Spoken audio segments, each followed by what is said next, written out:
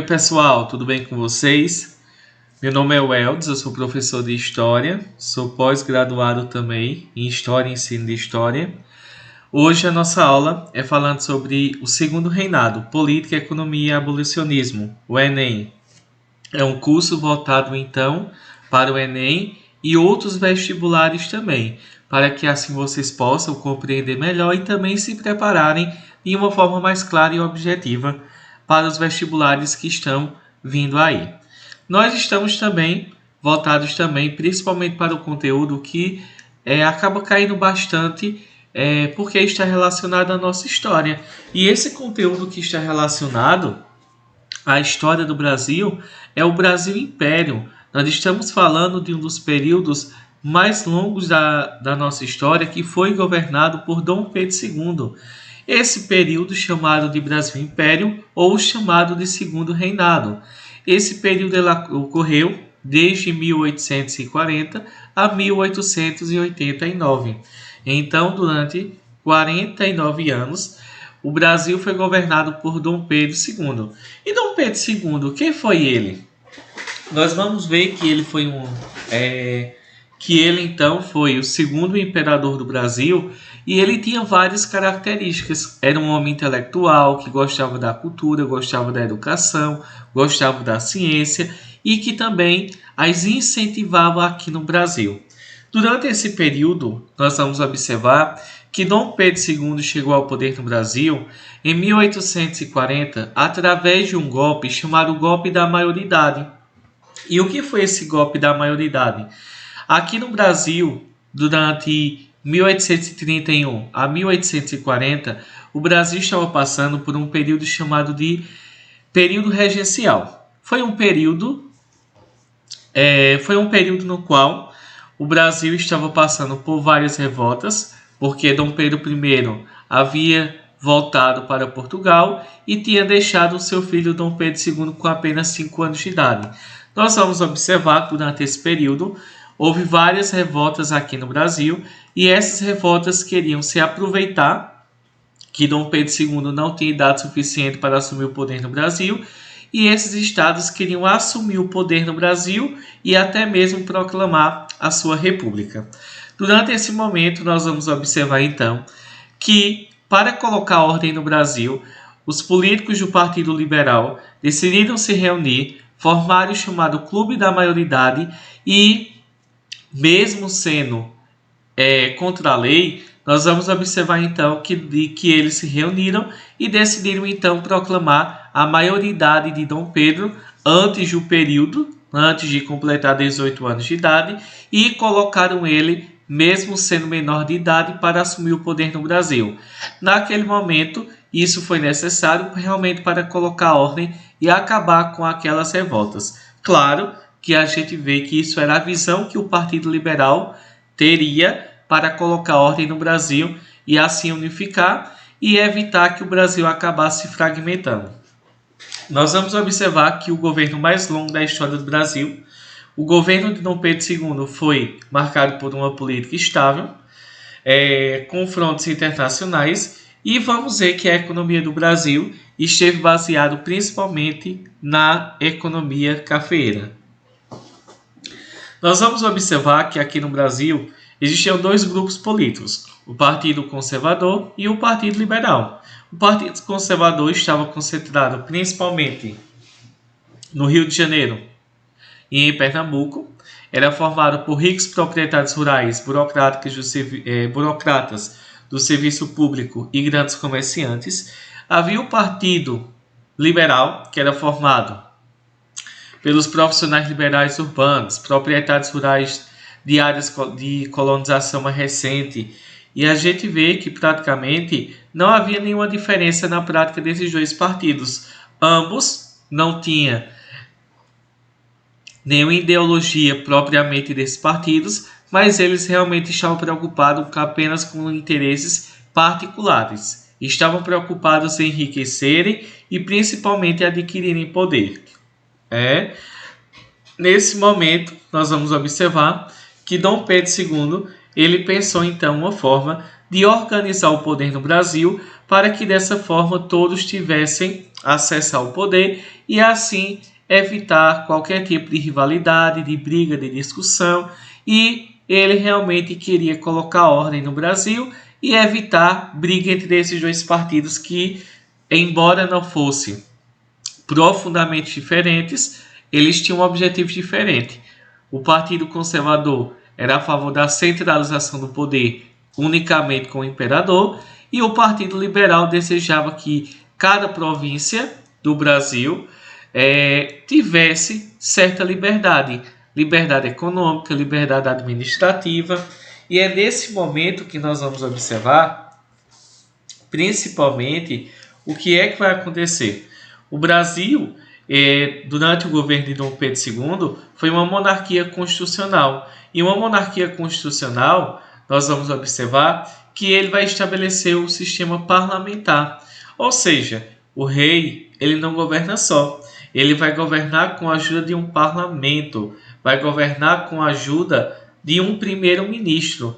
Esse primeiro-ministro ele vai ajudar o imperador a governar, só que esse modelo ele era bastante utilizado na Inglaterra, como ainda hoje continua sendo utilizado. Porém, nós vamos observar que na Inglaterra será o parlamento que vai escolher o primeiro-ministro, que vai ajudar, no caso, a rainha da Inglaterra a governar. Aqui no Brasil acontecia o inverso. Era o próprio imperador que escolhia o presidente do Conselho de Ministros. Então a gente vê que durante o período da monarquia, aqui no Brasil, durante o governo de Dom Pedro II, o Brasil era uma monarquia parlamentar.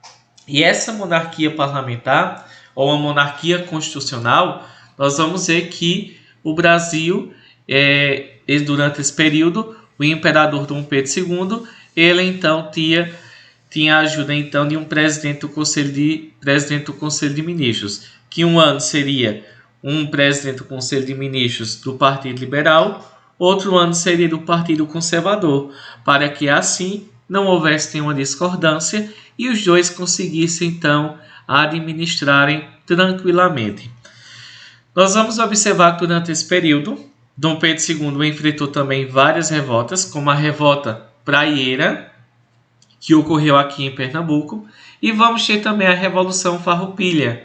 Então essas revoltas também ele vai ter grandes dificuldades, porém a gente vai observar que ele então vai conseguir então pacificar, ele vai conseguir então estabelecer com a ajuda das forças monarquistas aqui, com a ajuda das forças brasileiras para colocar ordem nessas revoltas. Durante esse período, nós vamos ver que a economia do Brasil ela esteve baseada principalmente na produção do café, que esteve localizado no Vale do Paraíba, na metade do século XIX, e expandiu-se também para o Oeste Paulista. Nós vamos observar então que a mão de obra utilizada nas plantações cafeeiras, tanto foi a mão de obra dos imigrantes, tanto pelo sistema de parceria como o sistema de colonato, como também a mão de obra negra, que ainda havia muito aqui no Brasil. A produção do cafeeira ela ocorria no Vale do Paraíba, entre o Rio de Janeiro e São Paulo, e logo em seguida também no Oeste Paulista, onde hoje está localizado Campinas. Nós vamos ver que essa região ela tinha um solo e tinha um clima muito adequado. A gente vai observar que durante esse período o Brasil também teve um avanço industrial. Principalmente nós vamos ver porque os impostos foram reduzidos e também o tráfico de escravos em 1850 foi proibido aqui no Brasil. Nós vamos ver que o Visconde de Mauá, o chamado, como ele ficou conhecido, o Irineu Evangelista de Souza, ele foi o grande empresário desse período. Ele investiu em companhias de bonde, navegação, iluminação, fundição, estradas de ferro e na instalação de um telégrafo submarino entre o Brasil e a Europa. Nós vamos observar que ele, por não ter o apoio do governo, ele acabou então falindo. Em 1850, também foi estabelecida a chamada Lei de Terras, que foi uma lei criada então pelo governo brasileiro para evitar que as terras continuassem doadas afirmando que as terras, a partir de 1850 no Brasil, as terras deveriam ser vendidas e não poderiam ser mais doadas. Claro que isso foi criado principalmente para evitar que os imigrantes comprassem terras, pudessem ter uma casa onde morar e assim, por não terem uma casa onde morar, eles seriam então obrigados a trabalharem em péssimas condições de trabalho para os grandes proprietários das terras de cafés.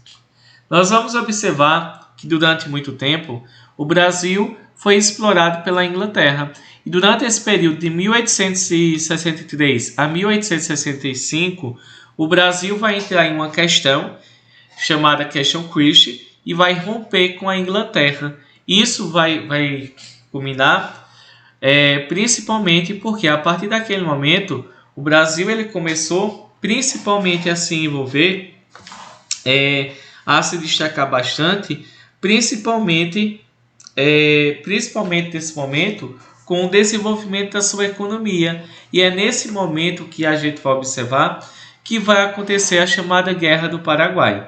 Essa Guerra do Paraguai ela vai acontecer porque o Brasil, como outros países aqui da América do Sul, tinham muito interesse na região platina.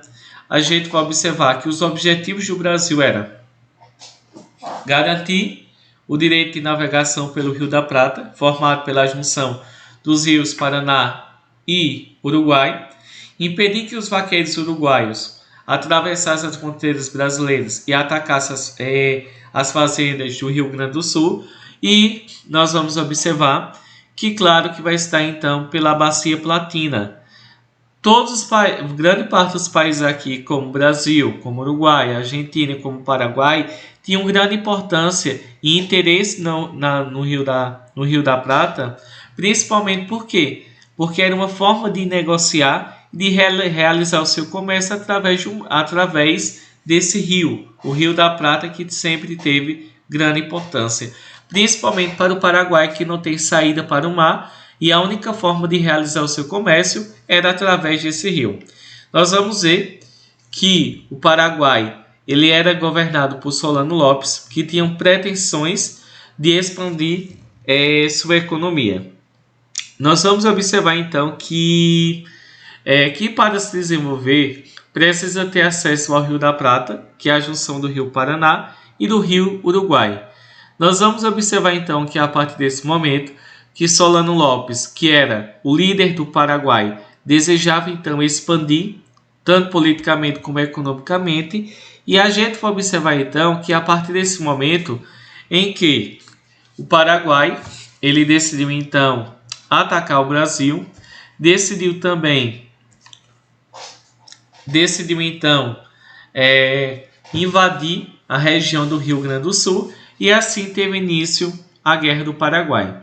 Nós vamos observar a partir desse momento uma questão bem interessante, que para vencer essa guerra, nós vamos ter a união então do Brasil, do Uruguai e da Argentina, que juntos formaram o chamado Tratado da Tríplice Aliança. O Tratado da Tríplice Aliança foi um acordo então que esses países fizeram para juntos então conseguirem derrotarem o Paraguai. Nós vamos observar que no início da guerra, o Paraguai tinha 64 mil soldados, o Brasil tinha 18 mil homens e a Argentina tinha 8 mil homens. Então a gente vê que quem estava com vantagem era o Paraguai. Com o início da guerra, nós vamos ter então 145 mil soldados, vamos ter o Paraguai com um pouco mais de 100 mil, e a gente vê então que esse conflito foi altamente violento. Nós vamos ter de 25 mil a 100 mil combatentes brasileiros morreram, vamos ver que metade da população do Paraguai acabou também morrendo em batalhas, e também não apenas os militares, mas também os civis.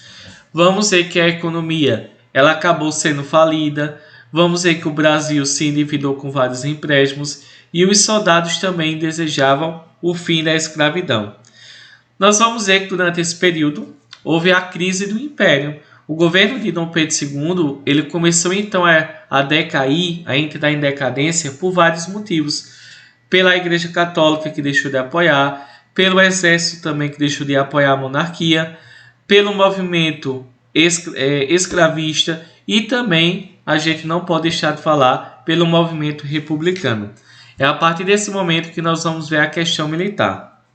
Muitos militares achavam que por terem lutado e participado da Guerra do Paraguai, quando voltassem ao Brasil teriam melhores condições de vida. Isso não aconteceu. Quando chegaram, decidiram então deixar de apoiar o imperador. Nós vamos ter também a questão religiosa. Nós vamos ver que durante o período de Dom Pedro II, inclusive ele mesmo, era maçom. Pertencia à maçonaria. Maçonaria é uma seita, é um grupo secreto, e a gente vê então que essa seita, as pessoas que frequentavam essa seita, eles frequentavam também a Igreja Católica. E os bispos de Olinda não decidiram então não permitir que eles frequentassem mais a Igreja Católica. Claro que Dom Pedro II decidiu então mandar prender os dois bispos de Olinda e que estava expulsando os maçons da Igreja Católica. Nós vamos observar então que é nesse momento que a Igreja Católica deixou de apoiar então Dom Pedro II, e assim a gente vê que houve então uma quebra na relação entre a Igreja e entre o governo de Dom Pedro II. Também vamos ter a questão abolicionista. Muitas leis foram criadas para colocar fim à escravidão, como a Lei Eusébio de Queiroz, que proibia o tráfico de escravos. Vamos ter também a pressão que a Inglaterra fazia para que a população, sociedade brasileira, deixasse também de praticar o tráfico de escravos.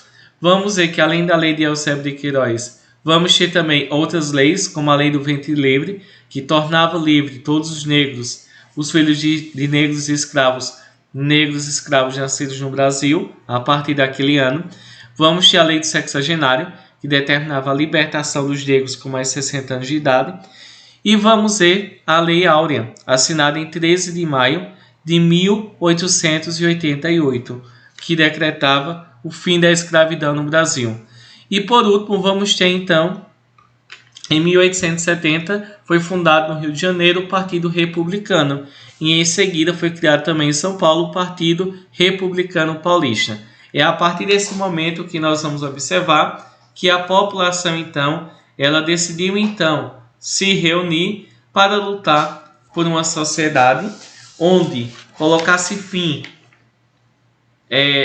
do reinado e instaurasse uma república aqui no Brasil. Claro que a instauração dessa república ocorreu por meio de um golpe de Estado. Então, nós temos aqui então a proclamação da República. A instauração da República no Brasil ocorreu em 15 de novembro de 1889. No Rio de Janeiro, frente às tropas, ele proclamou a República no Brasil. Quem proclamou a República foi Deodoro da Fonseca. Nós vamos observar então aqui alguns dados de referências bibliográficas. Essa aula ela teve um embasamento teórico-metodológico muito bom, para que assim possa facilitar a aprendizagem de vocês. O mundo da educação, apontamento sobre a história do Segundo Reinado, um livro muito bom sobre o Júlio da Silveira. Vamos ter também o livro Dom Pedro II, o Imperador do Brasil. Vamos ter também artigos científicos de Cielo.